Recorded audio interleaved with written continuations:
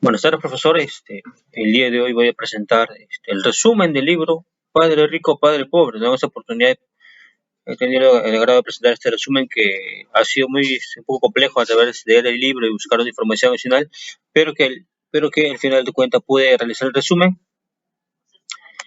Y el libro empieza con un título llamado, o con el autor hace referencia que existe una necesidad, ¿no? Y parte de una pregunta: ¿por qué tengo que dedicarle tanto tiempo a estudiar temas que nunca utilizaré en la vida? ¿No? Hay muchas cosas que nosotros nos preguntamos y sin saber, ¿no? ¿Por qué este tema es para qué o para cuál, por qué este tema es para cuál, ¿no?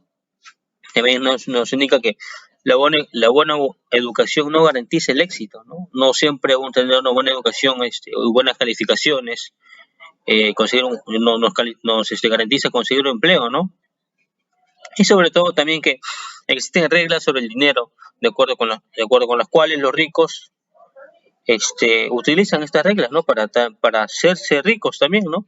Y que la educación es la base del éxito, ¿no? Pero las habilidades financieras y de comunicación son tan importantes como las escolares, ¿no? Y también que la única forma de salir de la habla sobre la carrera de la rata, ¿no? Que es sobre esta frase, la carrera de la rata es, digamos, buscar el éxito, ¿no? No, yo puedo entender que la carrera de la rata es buscar el éxito, ¿no? Y que este éxito y que esta carrera se puede ganar o puedes llegar a la meta mediante la inteligencia financiera.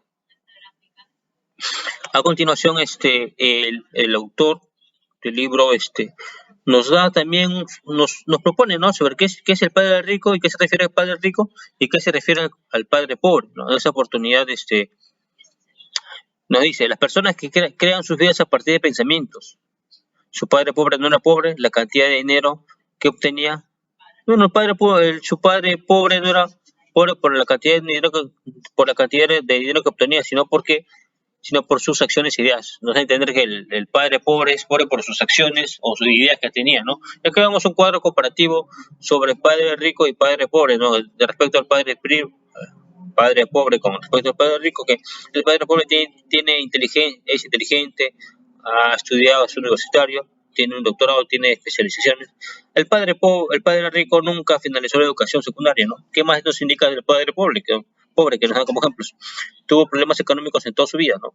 Pese a tener inteligencia y tener grados, ha tenido problemas económicos toda su vida. El padre rico se transforma, digamos, que en unas personas más ricas del entorno, ¿no? ¿Qué más? El padre pobre, según el contexto del libro, dice que no puede comprarlo, ¿no? Al hacerse esta declaración, su mente dejaba de trabajar, ¿no? Digamos que se rendía por la sola idea de decir no puedo comprarlo. Mientras que el padre rico dice: ¿cómo puedo comprarlo, no? ¿Qué herramientas puedo usar o cómo puedo llegar a comprar esa herramienta, ese instrumento, ¿no? Y al hacerse una pregunta, su mente se ponía a funcionar, ¿no? Digamos que despierta la capacidad que tiene el padre rico para alcanzar ese objetivo, ¿no? Mediante esa pregunta, ¿no?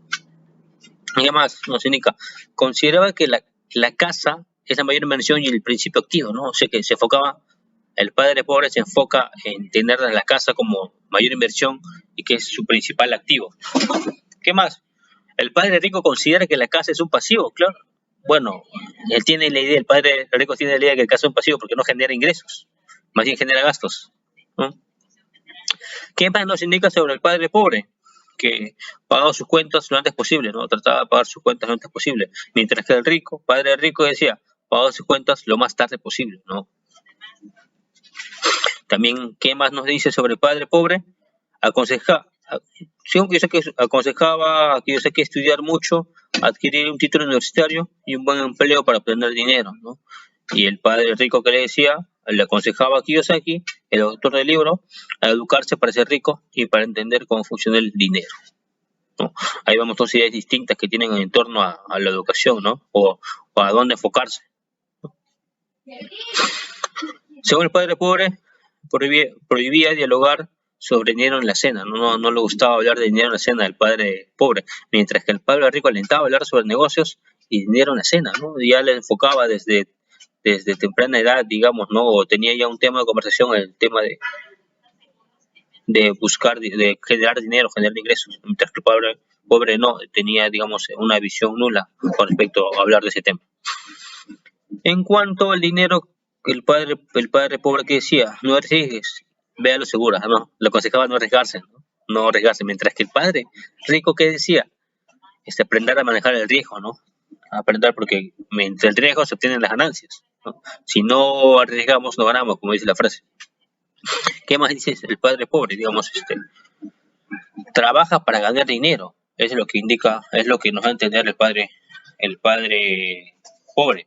Mientras que el padre rico nos dice, el dinero trabaja para mí, ¿no? El dinero es un activo, que el dinero genera más dinero.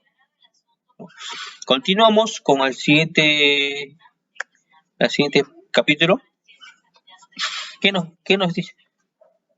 ¿Qué nos dice el siguiente capítulo? Los ricos no trabajan por dinero. Vamos a ver a qué se refiere con los ricos no trabajan por dinero. Nos sigue hablando sobre la carrera de la rata. ¿Qué nos indica? Las personas trabajan para pagar sus cuentas y se gana más. Y si ganan más dinero, incrementan sus gastos, ¿no? ¿Qué dice? Entre más trabajo y más gano, más gasto. Es lo que da a entender esto.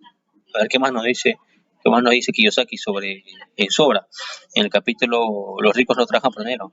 Pero también el alma tiene una parte firme que nunca podría ser comprada, ¿no? El que quiere saber cuál de esas dos partes es más poderosa en los niños. No habla de referencia sobre el ahorro. Justo en esa parte, ese capítulo pone de ejemplo a los niños, ¿no? Que les ofrece cierta cantidad de dinero por un trabajo, ¿no? Y los niños se confían porque en esa parte, en primer lugar, le ofrecen poco dinero, pero tras momentos van aumentando la suma y los niños ya no piensan que es una broma o que no es una cifra real, debido a que el dinero que le ofrecen es como si le estuvieran pagando a un adulto. ¿No? Dice, la oferta de un aumento de sueldo, su deseo fue creciendo, pero aún así fueron capaces de no ceder ante sus emociones, ¿no? Retrasar sus reacciones y pensar. Ahí está. O sea que los niños no cedieron, a pesar de que le ofrecían un aumento, los niños no cedieron hasta que querían que la cantidad era adecuada. Siguiendo con el capítulo de si pueden trabajar sin pensar en cobrar un sueldo, les aseguro que pronto su mente les mostraría oportunidades que otros no ven, por estar centrados únicamente en buscar dinero y seguridad, ¿no? Como indica esta frase, ¿qué nos quiere decir esta frase? Muchos trabajan para pensar en el dinero, ¿no? En recibir su sueldo, digamos, a fin de mes, pero no trabajan para adquirir conocimiento, ¿no? El dinero no es el objetivo, sino el objetivo es ser el adquirir conocimientos, ¿no? Para mediante la adquisición de conocimientos poder conseguir mejores oportunidades, ¿no? ¿Qué pues no dice el autor? Frente al miedo de no tener suficiente dinero, las personas deberían preguntarse si un empleo será el mejor remedio o si en realidad sería una solución a corto plazo frente a un problema de largo plazo, ¿no? Ahí vemos que cuál es la mejor opción, ¿no? ¿Cuál es el mejor remedio? ¿Tener dinero a corto plazo o afrontar el problema a largo plazo? En el siguiente capítulo nos inicia con una pregunta, ¿no? Se titula con una pregunta. ¿Por qué enseñar educación financiera, ¿no? ¿Por qué debemos tener en cuenta el tema de educación financiera, ¿no? Y aquí Kiyosaki es muy explícito en el tema de la educación financiera y también que la educación financiera a partir de acá hasta los demás y los siguientes capítulos también habla sobre el tema de lo importante que es la educación financiera, ¿no? ¿Qué nos dice sobre el dinero? El dinero sin inteligencia financiera se pierde rápidamente. Ganar dinero en cantidades y perderlo fácilmente.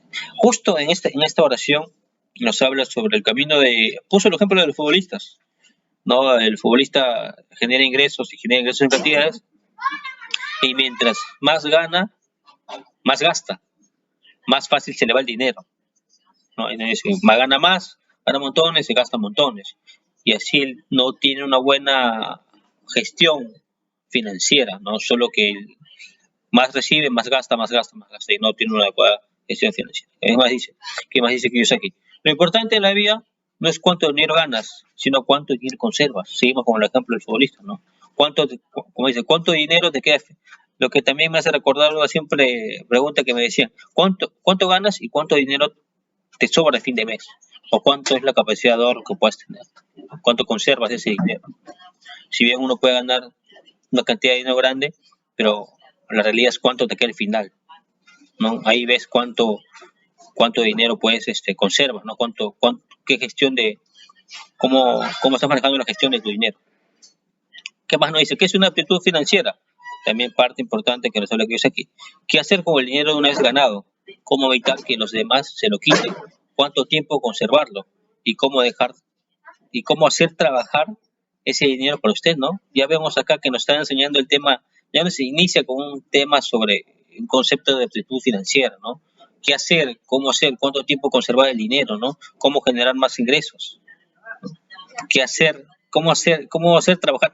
Y nos indica lo que veo más importante, el tema, ¿cómo hacer trabajar ese dinero por usted, ¿no? ¿Cómo hago que ese dinero trabaje para mí, ¿no? Que ese dinero genere más ingresos. Continuamos con, eh, continuamos con la siguiente diapositiva y seguimos en el capítulo ¿Por qué enseñar educación financiera?